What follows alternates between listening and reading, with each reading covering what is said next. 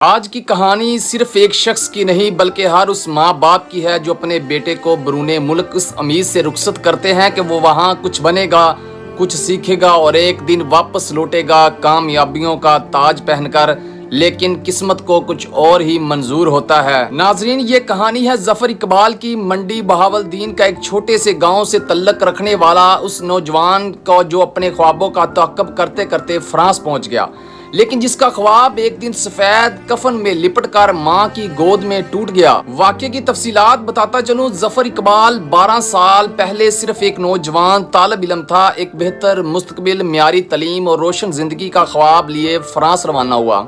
وہاں اپنے ماموں کے ساتھ رہائش پذیر تھا، لیکن جیسے اکثر دیس پردیس کے خوابوں میں ہوتا ہے، کاغذی مسائل نے اس کی راہ میں رکاوٹیں کھڑی کر دیں۔ 12 سال، جی ہاں پورے 12 سال وہ غیر قانونی حیثیت کے ساتھ فرانس میں مقیم رہا۔ نہ تعلیم مکمل ہو سکی، نہ دل کو قرار ملا، نہ ماں باپ سے ملاقات ہو سکی، بس دن رات ایک امید کے ساتھ گزر گئے کہ ایک دن سب کچھ بہتر ہو جائے گا۔ کئی سالوں کی محنت، دوڑ دھوپ اور انتظار کے بعد آخرکار ظفر کے کاغذات کلیئر ہو گئے۔ وہ دن بھی آیا جب اس نے اپنی ماں کو فون کر کے کہا، اماں میرا سب کچھ ٹھیک ہو گیا ہے، میں واپس آ رہا ہوں ہمیشہ کے لیے۔ ماں کی آنکھوں میں خوشی کے آنسو، باپ کی دعائیں، بہن بھائیوں کی بے قراری، سب مل کر ایک ایسے لمحے کی تیاری کر رہے تھے جس کا انتظار برسوں سے تھا۔ ظفر اقبال نے 12 سال بعد وطن کی سرزمین پر قدم رکھا۔ ماں کی گود، باپ کی باہوں، بہن بھائیوں کی خوشیاں، سب کچھ جیسے مکمل ہو گیا۔ پورے گاؤں میں جشن کا سماں تھا، ہر شخص کہہ رہا تھا ماشاءاللہ ظفر واپس آ گیا، کامیاب ہو کر، سر اٹھا کر۔ ناظرین، لیکن زندگی کب کس رخ پر مڑ جائے کوئی نہیں جانتا۔ واپسی کے صرف چند ہی دنوں بعد ظفر ایک المناک حادثے کا شکار ہو گیا۔ یہ حادثہ اتنا شدید تھا کہ ظفر موقع پر ہی جان کی بازی ہار گیا۔ ماں کی چیخیں، باپ کا سناٹا، گاؤں کی فضا، سب کچھ خاموش ہو گئے۔ وہ بیٹا جو 12 سال بعد لوٹا تھا، اب چند دن بعد سفید کفن میں لپٹا، دوبارہ اسی دروازے سے نکلا، لیکن ہمیشہ کے لیے۔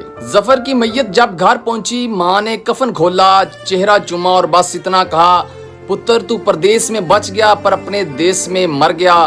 خاندان والے ٹوٹ گئے، علاقے میں سوگ کی کیفیت تھی، ہر آنکھ اشکبار، ہر دل غمزدہ تھا۔ ناظرین، یہ واقعہ صرف ہمیں ایک نوجوان کی موت کا نہیں بتاتا بلکہ ہمیں یہ احساس دلاتا ہے کہ پردیس جانا صرف ایک ملک چھوڑنے کا نام نہیں بلکہ جذبات، رشتے اور ساری زندگی کو داؤں پر لگانے جیسا ہوتا ہے۔